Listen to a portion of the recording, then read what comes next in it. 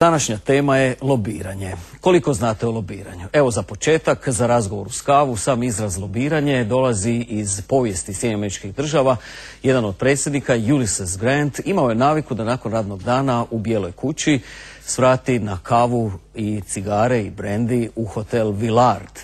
U lobiju, evo upravo na ovome mjestu, dočekali su ga ljudi ili dočekivali bi ga ljudi koji su imali želju nekako neformalno za nešto zamoliti, za neku uslugu, za neki problem i s obzirom da se to događalo u lobiju, nazvani su lobisti. Kakva je povijest lobiranja u Hrvatskoj? Koliko se lobiralo za nas i može li se koji puta govoriti o nekim nedopuštenim radnjama? To je, kažem, tema u naših sljedećih nekoliko minuta. Osamostaljenje Hrvatske i izdvajanje iz SFRJ, kao što smo osjetili na vlastitoj koži, nije bio nimalo jednostavan i lak posao. Hrvatska je doslovno visjela o koncu, a 90. godine 20. stoljeća bile su dinamično i dramatično razdoblje, puno zapleta i raspleta, sukoba interesa, skrivenih igara i ratova koji se nisu vodili samo na bojišnici. Tada se u javnosti počinjalo spominjati lobiranje.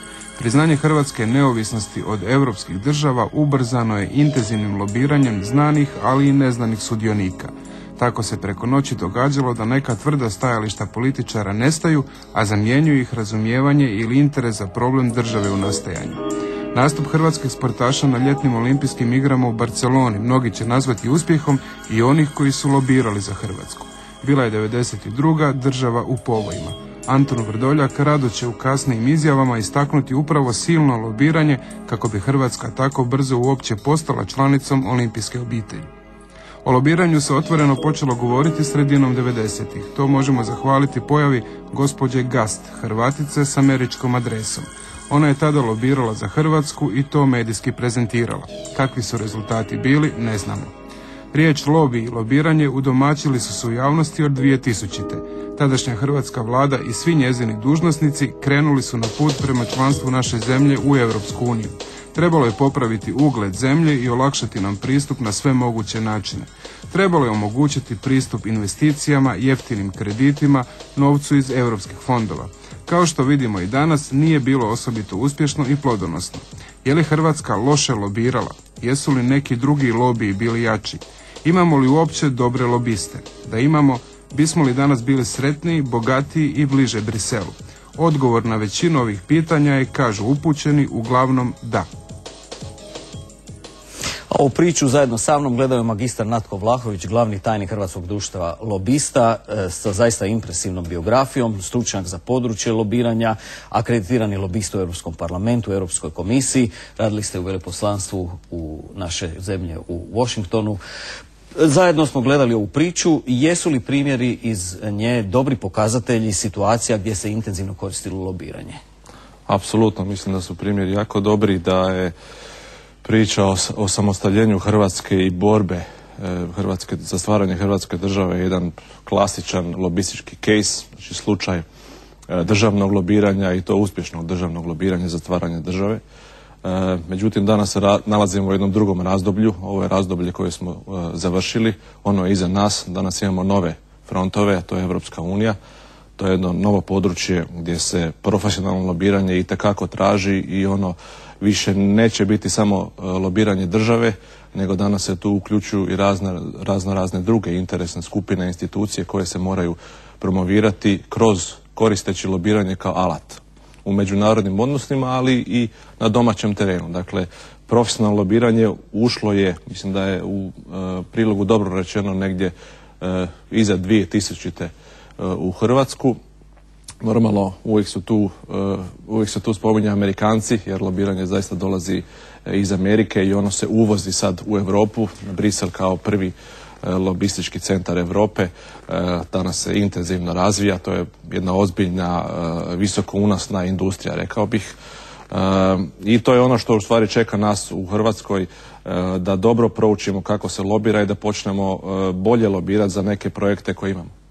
Kad vama u biografiji piše da ste akreditirani lobist pri parlamentu u Briselu, što to znači? Dođete, dobar dan, ja bih lobirao za Hrvatsku. Ne, ja ću vam vrlo konkretno reći. Dakle, ja sam 2005. godine otvorio za Hrvatsku obrtničku komoru ured u Briselu i u tim kontaktima sa europskim institucijama sam shvatio da je potrebno imati lobističku akreditaciju.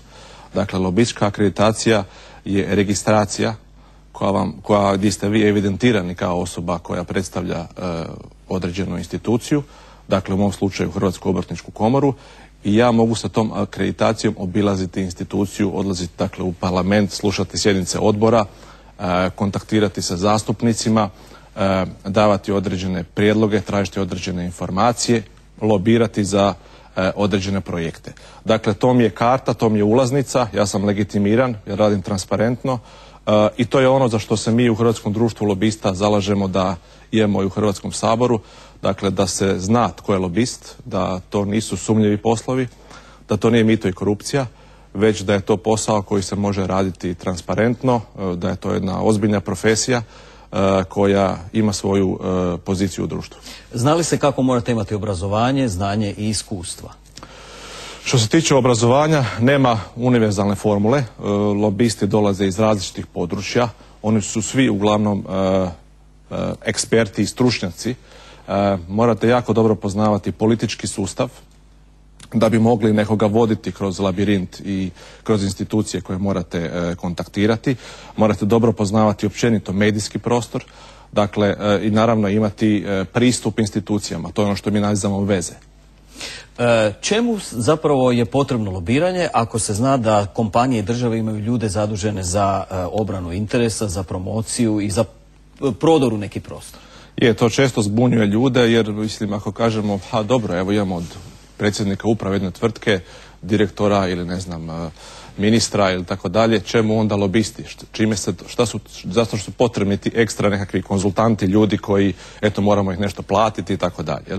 Međutim, radi se o stvarnost je potpuno drugačija. Dakle, lobisti su stručnjaci za određena područja. Lobiste uvijek angažirate za specifično pitanje. Danas imamo situaciju u Hrvatskoj, recimo veliki problem, afera nastala sa mesom. Spominju se određeni zakoni, procedure, postupci i tako dalje.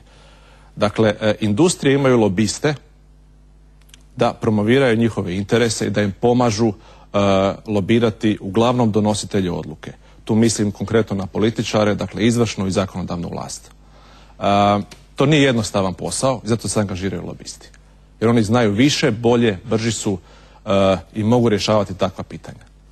Javnost obično razmišlja o onom mistificiranom dijelu lobiranja u kojem se sumnja na neke nelegalne poteze i da se služite koji puta stvarima koje baš nisu zgodne. Pa evo, postoji jedno rješenje za to. Naime, Hrvatsko društvo lobista zalaže se već 2 godine i kroz medije i putem dopisa da se u Hrvatskoj donese zakon o lobiranju. Mi smo izradili jedan prijedlog zakona i nadamo se da će do kraja ove godine Ministarstvo pravosuđa pokrenuti tu proceduru.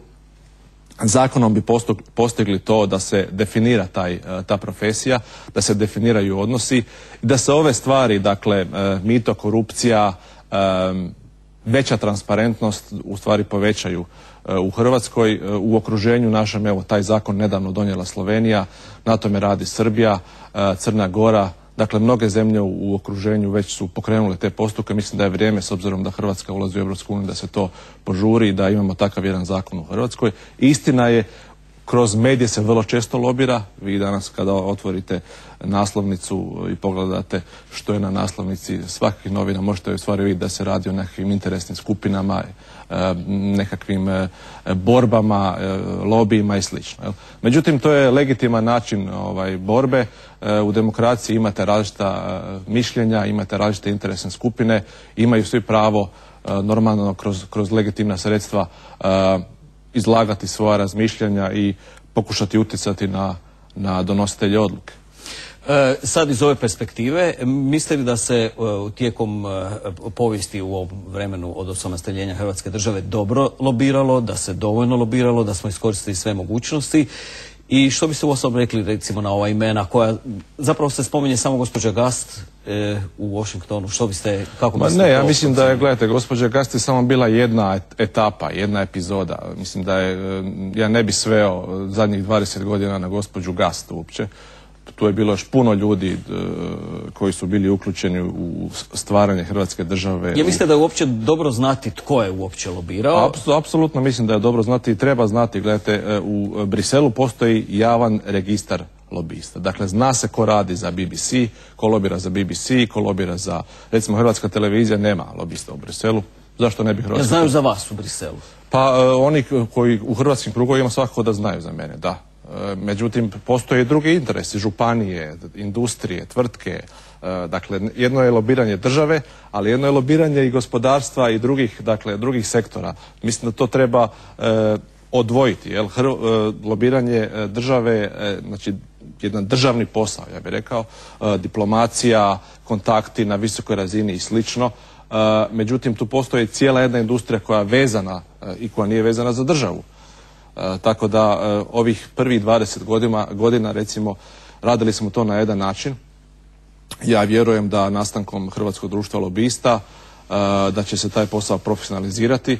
Isto recimo kao što danas postoje, ne znam, javni bilježnici i odvjetnici koje angažirate za određene poslove, tako će, ja vjerujem, kroz koju godinu se angažirati i lobisti i da će to funkcionirati isto kao jedan konsultantski posao, vrlo uspješno. Hvala vam lijepa, puno ste nam toga objasnili i želimo vam puno uspjeha i ostalom našoj državi i našim tvrtkama u procesu lobiranja. Hvala na pozivu.